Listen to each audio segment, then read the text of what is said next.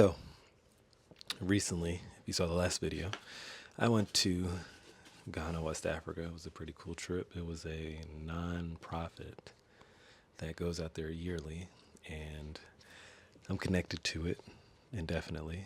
I'm excited about that. But in that, every year I get to go and I get to shoot some things. So, for the last several years, not several, maybe last two, I've been trying to be intentional about the content that's caught to hopefully do like a documentary.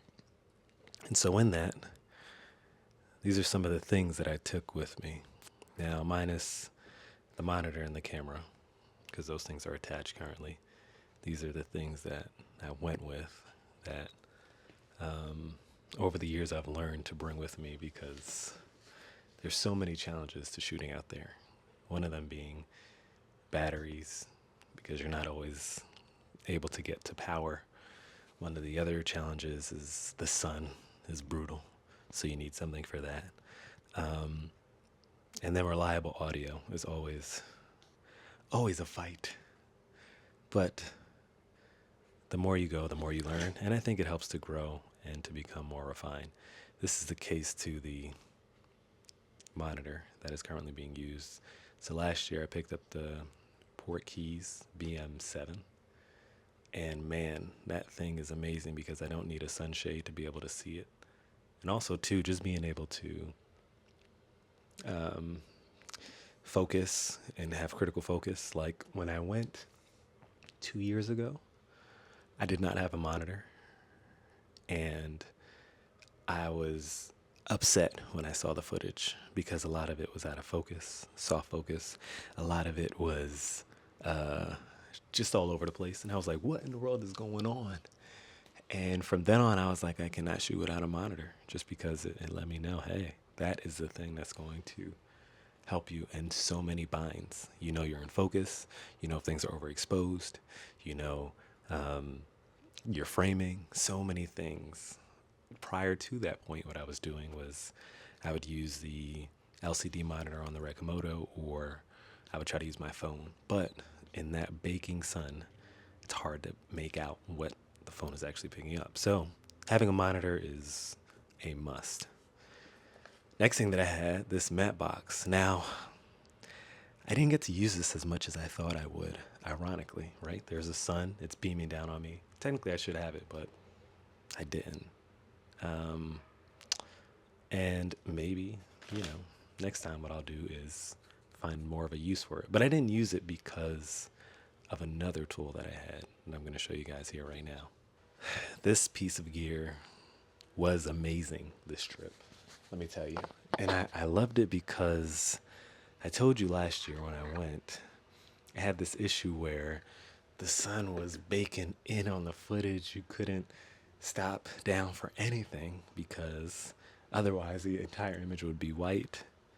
This bad boy right here, which you can kind of see opening up over my eye, and then it darkens. This VND from Mica, man, it was amazing. And so this piece of gear was so crucial. I'll try to show you some footage on top of this where I was switching up the VND, but being able to be out there in the middle of the day, stop down to a 2.8 to a 4 even, and still getting the sky, still getting the subject. This thing was amazing. And then it came with the VND and the clear.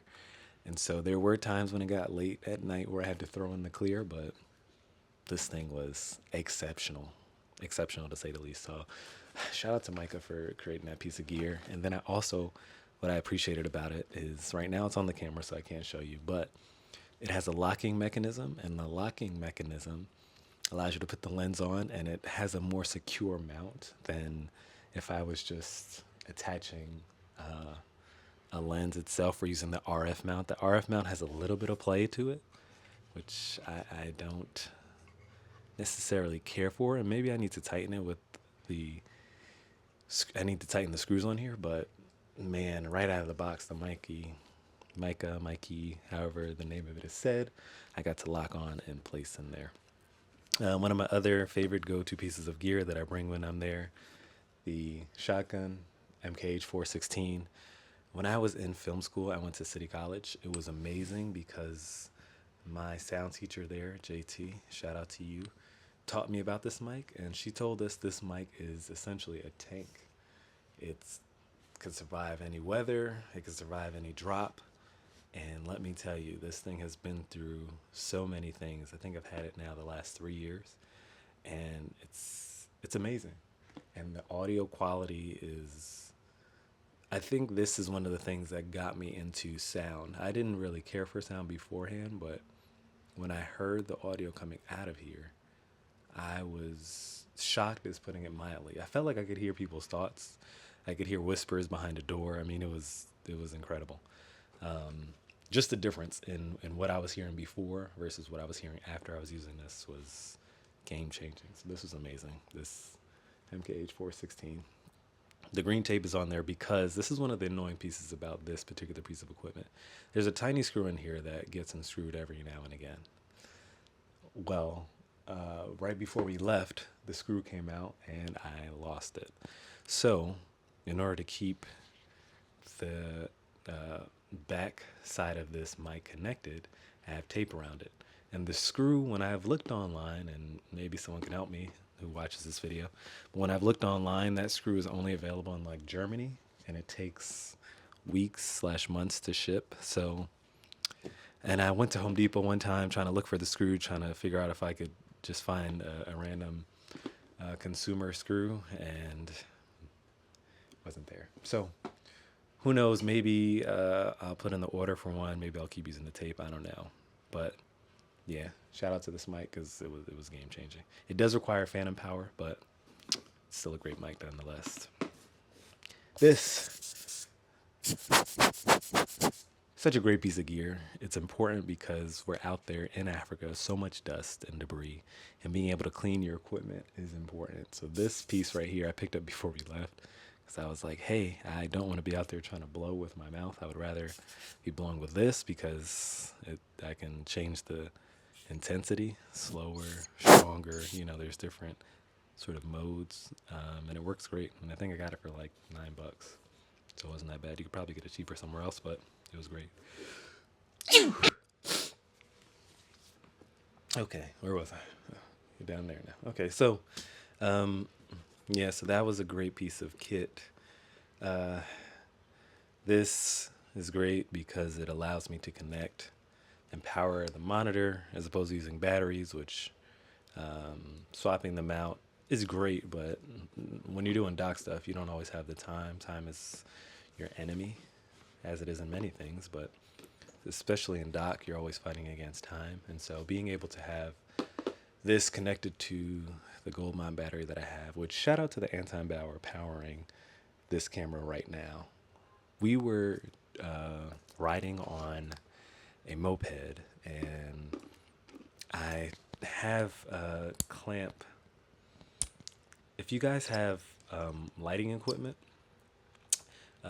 like a Nanlite or an Aperture, I have Nanlite stuff, so shout out to Nanlite too. But on the Nanlite stuff that I have, it comes with this clamp that allows you to attach to the C-stand or the lighting stand that you're using, and then you can snap your ballast into it to hold it onto the light stand. And I believe it serves two purposes. One, to add the weight so that your light isn't, pulling the stand in any particular direction, and just keeping the center of gravity sturdier. But they make sort of that clamp. I'm not remembering the name of it, but I can show a picture of it here. That clamp, they have one where you can attach a spigot between your camera and that mount. So I was using that to get all kinds of shots where we were riding on the bus and the camera was attached to like the window, and we're driving down the road and you could see like us moving, sort of a Dark Knight inspired, the Inception type, or Interstellar, when they're on the ship and you're looking at the ship and the ship is in focus, but you see all the things around it moving.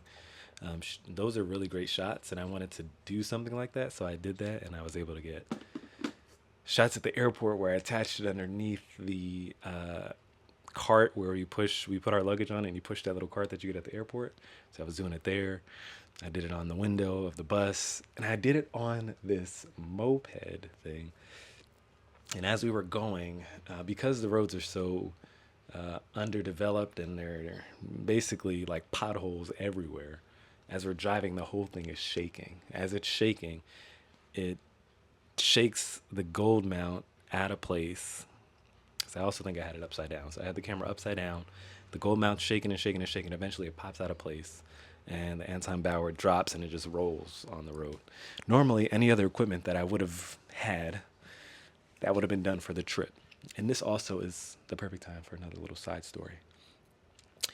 Last year, I had the monitor, and I also had a BP to gold mount adapter for the back of the Komodo because the Komodo could take the Canon batteries, the BP series of batteries. So I had the mount for that. And I asked someone to transport my camera from one place to another. I don't even know if I asked them to, but they were doing it, trying to help me out. They tripped up the stairs. Now, one of the reasons that I was committed to getting the Komodo is once I heard that it was a crash cam, I was like, oh, that means this thing can endure some heavy handling. And I can be a heavy handler at times, but uh, I wasn't concerned about the drops. And so they informed me that it dropped, and I was like, oh man. So I'm going to inspect it, see what's going on, and as I'm looking at it, I'm like, okay, everything seems fine. But then the battery plate, I believe it's called, was not working. There was a wire in there that got disconnected, and we're in Africa. There's nowhere where I can get a replacement for the 2 weeks that we were going to be there. And this happened day 3 of a 2-week trip. Yeah, it sucked. Now, I always, and, from the beginning, I bought 2 battery plates for the Komodo. And I bought 2 because initially I bought this V mount one that was the Tilta V mount, but the issue with this is I don't think it communicates the battery power. So I have the core on the back of it currently, and it transmits battery level, but it doesn't do it. It doesn't let me know like you're at 70 or at 80. It just transmits that there's battery connected, which is okay. But I do wish that I could see the battery percentage that it was at. There is an indicator on the actual battery. So anyway, I got this at first because I was like, oh, this is what I'm seeing a lot of people get. But then after doing more research, I found out, oh, actually, no, the core battery plate is the one that communicates the battery level. So I said, okay, great. That's the one I'm going to head towards. And I heard gold mount is more secure than V mount. So I went that route. As was inspecting the other mount, the wire was dislocated. It was out of commission for the whole rest of the trip. So I got this, which was great. But I only have one V mount battery. And the V mount battery that I have is huge. It's like the V mount battery for lights, not really for cameras. And I attached it to the camera, and the camera now could operate for the whole rest of the trip, but the SDI port, the location of it on the Komodo, is tucked in a way where if the battery is too big, you cannot get any SDI cable in there, so there's no more monitoring. So that meant last year's trip has a lot of f/22 for the shots, and it has a lot of places where focus isn't very clear, and so there was just a lot more headache in that. So the day after I got back, I got another one, and those things are pretty high up there, but they're necessary. The core battery plate. One of the other underrated pieces of gear that I had to really help me on this trip, this little dollar store container. It's called a hardware storage case. I appreciated it because of how many slots are on here. And in here, I had spare batteries because you need those. I had lavs. I had the Rode Wireless Go 2, the Rode Wireless Go 1. I had so many different attachments in here, and they came in the clutches of clutch just to be able to have this and keep things organized. Because again, when you're doing dock stuff, when you're up there, things are moving fast. Sometimes you need to find things quickly and you don't remember where they all were. So being able to have something like this keeps things organized, and I got it at the dollar store. Let me tell you something. Don't sleep on your local dollar store. I thought about, and I will have to do this, I thought about going to the dollar store to only source things from there and doing a short film. So stay tuned for something like that. And yeah, this thing I got at the dollar store was great. I'm only going to try to use things from the dollar store, minus the thousands of dollars in lights that I use and the $1,000 camera that I use. Everything else would be from the dollar store, just to get work up chops and keep on practicing different things. But this thing was so amazing. Um, Another tidbit piece of info. This piece that I got from Small Rig because I got their focus wheel that I got from Small Rig came with this little pouch. I don't use this pouch for this follow focus. I use it for storing the mics that I got. So this is another quick story. When I was getting ready to leave, that's the story that I was starting to tell. So I'll turn this way and tell it. So right before I left, I had this gig that I was doing, and the gig that I was doing was for a book release. And so the book release that was happening, the author wanted to interview people who had read an advanced copy of the book to get their immediate reaction. So I shot that. Here goes some of those shots here. My father gave me three loves, right, growing up. I had to have a mic for the author and for the people who had read the book. Now, prior to this gig, I had only had one XLR lav, which was the Sennheiser ME2. And then I also had these, what I'm talking into now, these Rode Wireless Go 2s. So I was using that in place of having an additional XLR lav. I appreciated having the ME because I could monitor the audio and make sure that the audio that I was getting in sounded good. The Rode you can monitor, however, on the Komodo, the audio, the best way to put it is trash. Just because you can't really monitor that well with it. Like even with these, sending up a prayer hoping that it's capturing well enough. But yeah, essentially being able to monitor the audio into an XLR device, into a mixer, which I use the Zoom F6 for, is a really great means to be able to make sure that you're getting quality audio. So after that gig, I was like, I need to get more lavs because if I'm ever in the position where I need to do two people and I want to monitor to make sure the audio's coming in good, the way that I have things set up right now, it's not looking promising. So I went on Facebook Marketplace and immediately started looking for stuff, looking. And I came across somebody who was selling two Sennheiser I want to say G3s, and they were selling them for $400 for two. Now, mind you, when I was looking online for one, there was one for $600. I've seen one for $500, so I was like $400 for two. Let me see if he has this. One of the techniques that I use on Facebook Marketplace to buy me time if I don't have enough money, like if it's almost Friday and I get paid on Friday, or if I'm not expecting money for some time, I'm sure other people do this, but I'll say, hey, is it still available? Wait for their reply usually takes a day. They reply in a day and they're like, oh yes, they're still available. Then I'll wait. Sometimes people panic and they're like, they're still available. Do you still want to buy? They're still available. I have people looking. They're still available. Like they're trying to get you to buy. So I'm like, oh, okay, just inquiring. So they're like, oh, okay, well, is the price too high? So they try to switch up on the price. That didn't happen with this particular case, but that's just a quick tip. So anyway, I will reach out to them, see if it's still available. If they say yes, I'm like, oh, okay, great, I'm interested. So then they're like, okay, great. When can you come by to pick them up? And so I'm like, I don't know, only a certain day works for me. So I try to push the day to when I will get the money in to then come and check it. But I think in this particular instance, I had the money. So the next day I went, got the equipment. When I found it, the antennas were damaged on both the receiver and the transmitter, and I was like, what is going on? What did I get? But it was weird. I was happy to have it, but I was also like, uh-oh, did I do something wrong? Because like this thing is missing certain pieces. So I asked him, has he had any issues? I asked him why he's in the city with the range, because technically, I believe the range of the G3s that these are at are either illegal or coming to become illegal.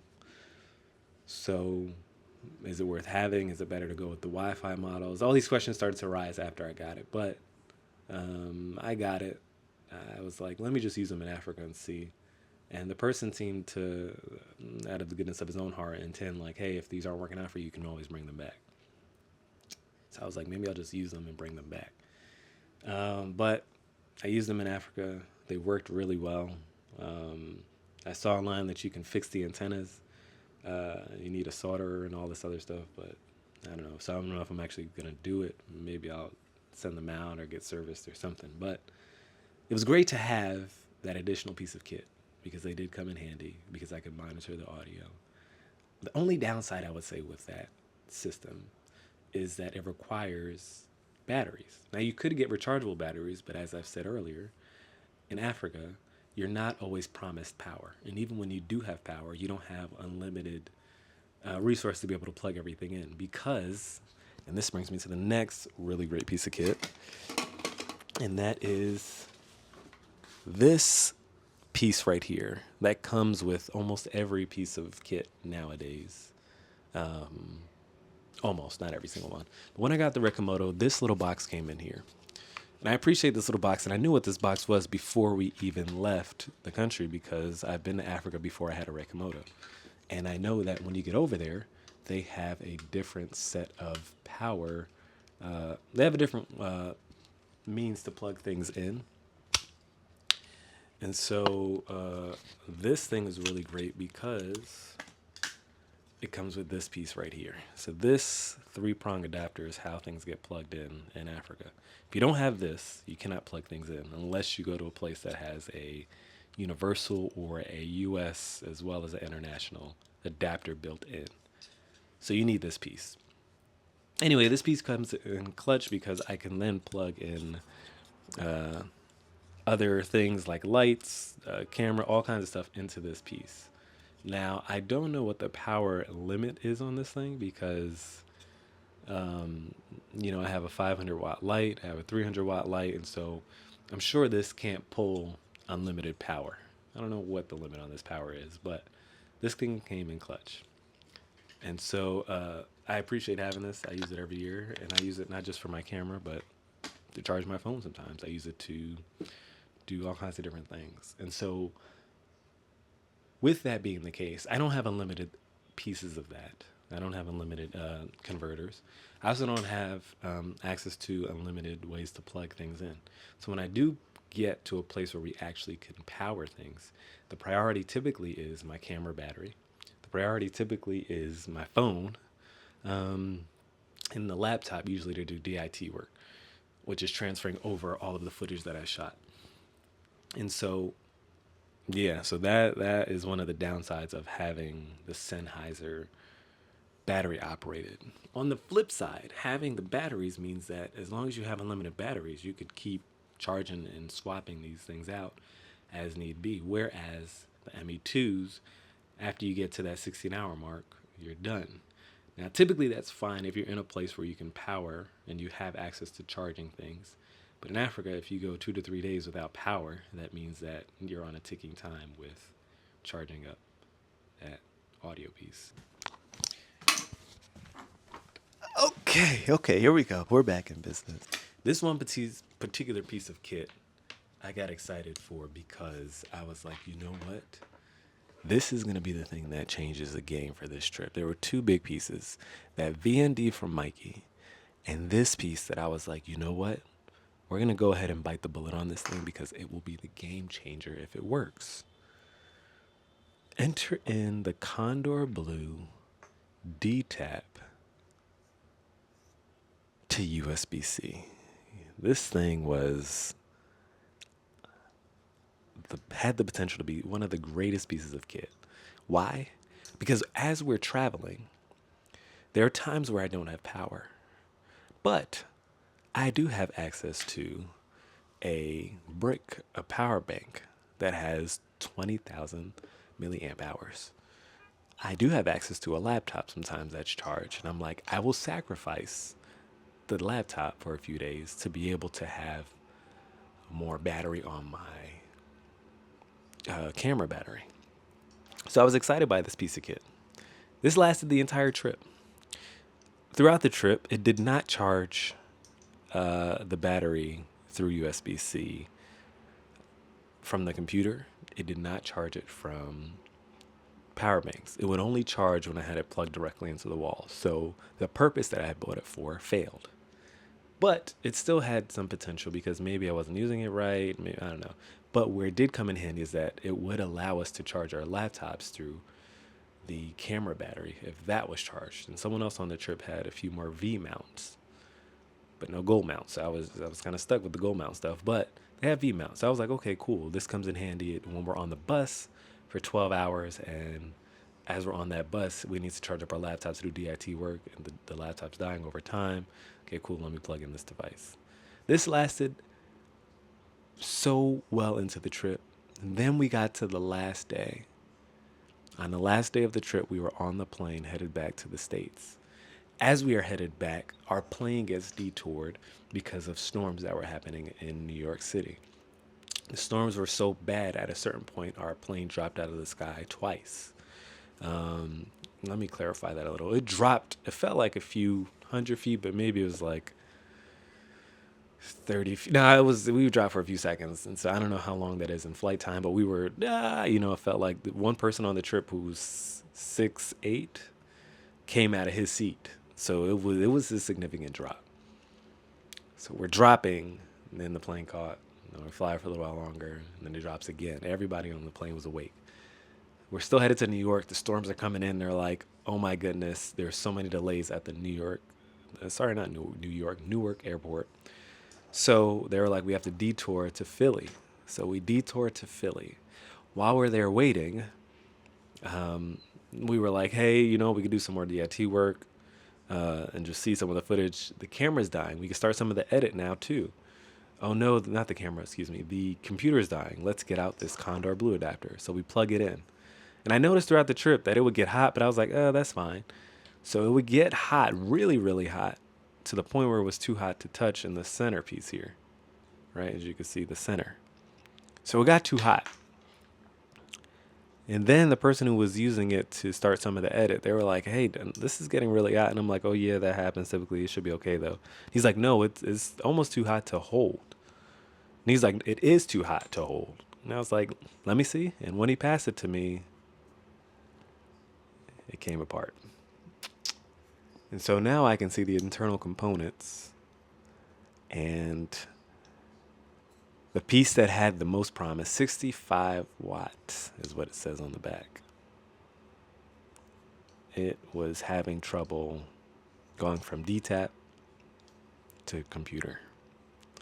And for some strange reason, it could not handle it. And it melted so bad. I can't even actually put it back in. Yeah, because it keeps coming out. And so I say all this to say what? A few things, because the story doesn't end there. When I got back, I reached out to Condor Blue and I was like, hey, just out of curiosity, is this thing, was I using this wrong? So I informed them on how I was using it. And they said, no, it's actually supposed to work that way. And I said, really? Because it did not. And I sent a picture and they were like, that is not supposed to be happening. We will ship you another one. So they shipped me another one. Shout out to Condor Blue. Now this is where a little sad news comes in. I recently moved, and the place that I moved to is an apartment building that struggles with addresses. And we're at the top of a 3-story walk-up. So the delivery people do not come all the way upstairs. Very rare. I've only seen Amazon drop off small packages to our door. We've ordered plenty of things, couches, all kinds of stuff. They leave it sometimes at the door. Sometimes they're like, we didn't see you come. We didn't see you at all. So we took it back. Well, this happened with this Condor Blue piece. In addition to that, there needs to be a better system for when you have friends purchase something for you. But the person who was also on the trip, I had them purchase the component because I wasn't getting paid until a little later into the trip. So he purchased this for me, so the receipt was under his name, which I guess he could have got a gift receipt for me and then just had my name on it, but we didn't do that. So when Condor Blue shipped it out, they shipped it under his name. So one of the things that the delivery people said was, "Up, nobody here lives by that name," so we just left. And I was like, y'all didn't call, y'all didn't do nothing to inform. I even signed up for the text updates, didn't get any of those. So I reached out to Condor Blue again. The Condor Blue people responded and said, when it gets back, we will change the name on it and reship it back. So that's currently where I am. I can give an update on when that gets in, if that gets in. But Condor Blue has been nothing but exceptional with this piece of Git. It's an amazing piece. Hopefully the next one that I get, I'll test it out again to see if it actually works like it should, where it can power, my gold mount if I'm running out of power and all those different things. It would be so great. But this is my story of the kit that I took going to Ghana. And I hope you guys enjoyed the video of the selects that I pulled from some of the shots that we took while we were in Africa. I had a great time. I look forward to going back again next year. And I guess in another video, what I would do is talk about what things I feel like I missed when I was shooting and what I need to focus on when I go back to shoot. Some of the challenges in shooting over there. My name is Malobi Sampson. Thank you for tuning into the channel, and I look forward to seeing you in the next one. Peace.